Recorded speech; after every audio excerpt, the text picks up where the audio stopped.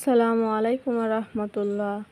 সত্যের দিশা চ্যানেলের পক্ষ থেকে সবাইকে আন্তরিক শুভেচ্ছা ও অভিনন্দন। আশা করি আল্লাহর অশেষ মেহেরবানিতে আপনারা সবাই ভালো আছেন। সুপ্রিয় দর্শক, আজকে আপনাদের সঙ্গে আলোচনা করব যে আমলটি করলে নারী পুরুষের দ্রুত বিয়ে হয়। সুপ্রিয় দর্শক, আমরা যারা বিয়ে করিনি অবশ্যই এই আমলগুলো পাঠ করব। আমাদের দ্রুত বিয়ের ব্যবস্থা হয়ে যাবে ইনশাআল্লাহ। সুপ্রিয় দর্শক, তো চলুন জেনে নিই সে আমল। বিয়ে একটি সুন্নতি আমল। ব্যক্তির শারীরিক, মানসিক ও আর্থিক অবস্থার উপর নির্ভর করে বিয়ের হুকুম। তাই সবার ক্ষেত্রে বিয়ের হুকুম এক নয়, বরং ব্যক্তিভেদে বিয়ে ফরজ, ওয়াজিব, সুন্নাহ, মুবাহা, মাকরুহ এবং হারাম হিসাবেও বিবেচিত। তবে কার বিয়ে কখন হবে এ বিষয়টি নিশ্চিত করে বলা সম্ভব নয়। এমন কিছু ভাগ্যবান নারী পুরুষ আছে যাদের বিয়ের বয়স হওয়ার সঙ্গে সঙ্গে বিয়ের প্রস্তাব পেয়ে যায় আর তারা তা সম্পন্ন করে ফেলে। আবার এমন অনেক নারী পুরুষ আছে যারা বিয়ের প্রস্তাব পায় ঠিকই, কিন্তু সহজে বিয়ে হয় না। আবার এমন অনেক নারী পুরুষ রয়েছে যারা বিয়ের প্রস্তাব না পেয়ে পুরোপুরি হতাশ হয়ে যায়। সুতরাং যারা বিয়ের উপযুক্ত বা বিয়ের বয়স হয়েছে কিংবা বয়স পেরিয়ে যাচ্ছে, তাদের জন্য দ্রুত বিয়ে করতে রয়েছে কিছু আমল, যে আমল করলে আল্লাহর অনুগ্রহে দ্রুত বিয়ে হওয়ার সম্ভাবনা বেশি। এর কিছু হলো ইস্তেগফার করা।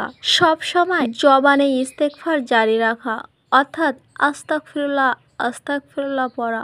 কেননা যে ব্যক্তি বেশি ইস্তেগফার করে সে মুস্তাজেবুদ দাওয়া হয়ে যায়, যার দোয়া আল্লাহ কখনো ফেরত দেন না। দোয়াটি হলো আস্তাগফিরুল্লাযী লা ইলাহা ইল্লাহু হাইয়ুল কাইয়ুম ওয়া আতুবু ইলাইহি।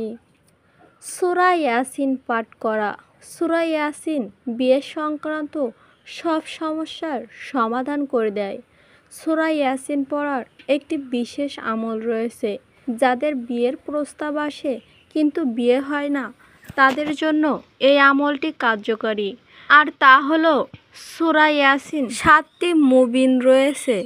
প্রতিদিন সকালে সূর্য যখন পূর্ব আকাশে লাল হয়ে ওঠে তখন পশ্চিমমুখ হয়ে সূরা ইয়াসিন পড়া।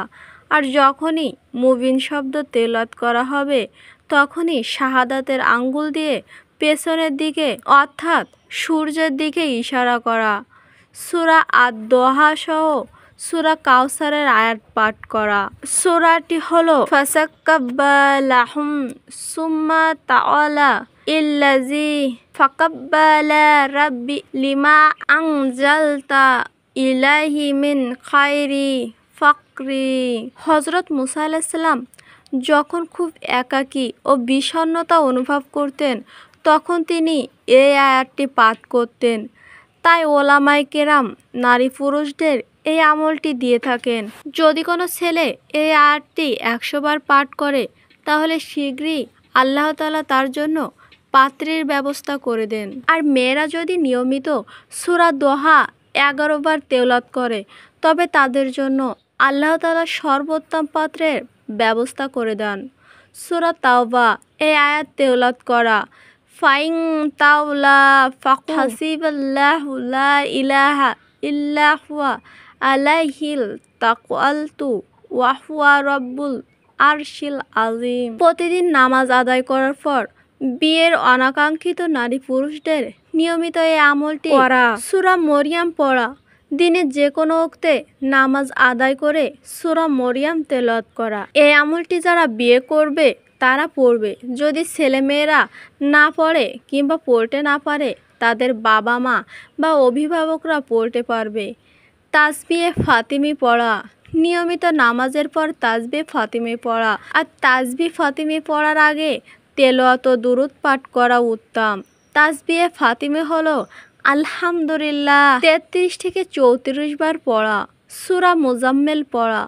যদি কোনো মেয়ে বড় হয়ে যায়, কোনো বিয়ের প্রস্তাব না পায়, তাহলে মা বাবা অথবা অভিভাবক যে কোনো একজন শুক্রবার জুম্মায় নামাজের পর 2 রাকাত নামাজ আদায় করে 21 বার সূরা মুজাম্মেল পড়বে। সুপ্রিয় দর্শক, তো এই ছিল আজকে আমাদের ভিডিও। আল্লাহ তাআলা বিয়ের প্রত্যাশিত নারী পুরুষ কিংবা তাদের অভিভাবকদের নিম্নলিখিত উল্লেখিত আমলগুলো করার তৌফিক দান করুন। কুরআন সুন্নাহর বিধিবিধান যথাযথ পালন করার তৌফিক দান করুক। আমিন।